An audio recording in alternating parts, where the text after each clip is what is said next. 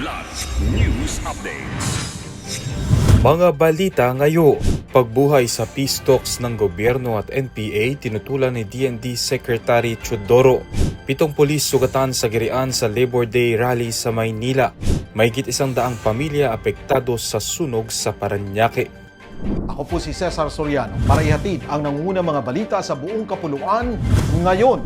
No, I object to any peace talks with NPA. Mariing tinutulan ni Defense Secretary Gilberto Teodoro Jr. ang panawagang muling buksan ng usaping pangkapayapaan sa pagitan ng gobyerno at ng mga komunistang rebelde kasunod ng madugong engkwentro sa Toboso, Negros Occidental. Ayon kay Teodoro, wala umanong plano ang pamahalaan sa New People's Army o NPA dahil itinuturing niya itong terorismo at hindi lehitimong adhikain.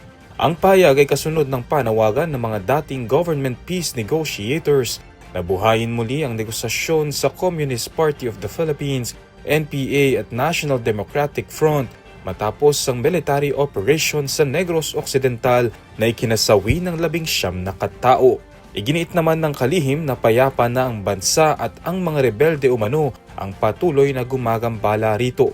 Samantala, iniimbestigahan na ng Commission on Human Rights ang naturang insidente dahil sa magkasalungat na bersyon ng militar at ng CPP hinggil sa mga nasawi sa engkwentro. Kinundina ng Philippine National Police o PNP ang pananakit sa 7 pulis matapos ang girian sa isinagawang Labor Day rally sa Maynila. Ayon kay PNP spokesperson Police Brigadier General Randolph Tuanyo, kabilang sa iniimbestigahan ang umano'y pananakit at paghablot ng cellphone ng ilang tauhan ng pulisya. Sinabi ni Tuanyo na may mga pulis na nasuntok at nahampas pa ng kawayan sa ulo, dahilan upang magtamo ng mga sugat ang mga ito. Isa sa mga sospek ang isang rallyistang umano'y nanuntok sa pulis at kumuha rin ng cellphone ng isa pang opisya. Mariin namang itinanggi ng kilusang Mayo 1 ang paratang at iginiit na hindi sila ang nagsimula ng kaguluhan. Sa kabila nito, sinabi ng PNP na sa kabuuan ay generally peaceful pa rin ang naging pagdaraos ng mga kilos protesta sa araw ng paggawa at naipatupad umano ang maximum tolerance sa operasyon.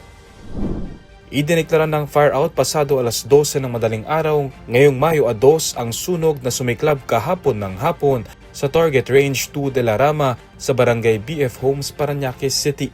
Sa paunang tala, umabot sa 106 na pamilya o 345 na individual ang naapektuhan ng insidente na umabot sa ikalawang alarma bago naapula ng mga bumbero. May ilan ding nasugatan ngunit agad namang nabigyan ng paunang lunas ng mga rumesponding medical team ng Red Cross. Nagsagawa naman ng agarang assessment ang mga opisyal ng barangay habang patuloy ang pakikipag-ugnayan sa iba't ibang ahensya upang matiyak ang tulong para sa mga residenteng nawalan ng tirahan. Wala pang inilalabas na ulat ang Bureau of Fire Protection o BFP tungkol sa pinagmulan ng apoy habang nagpapatuloy ang clearing at monitoring sa lugar. Para sa Kidlat News Channel, ako si Renzel Linon, nag-uulat. Ako po si Cesar Soriano, kasama nyo sa bawat pagputo ng balita.